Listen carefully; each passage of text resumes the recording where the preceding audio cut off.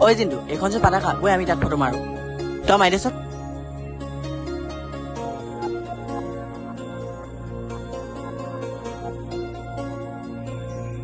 দিয়া হ'ব।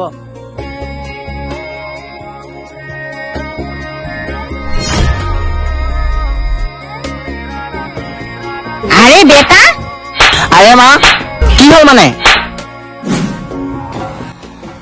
আমাৰ দেশৰ মান সন্মান তই চব ধ্বংস কৰিলি। আৰু বেটা শুন, এইখন ফটো মাৰি পেলাই দিয়া বস্তু নহয়। এইখন এনেকে নহয়, এইখন এনেকেহে লয়। ধৰ, এইখন আমাৰ দেশৰ মান আৰু সন্মান। আৰু এইখন ল, ভালদৰে ৰাখিবি।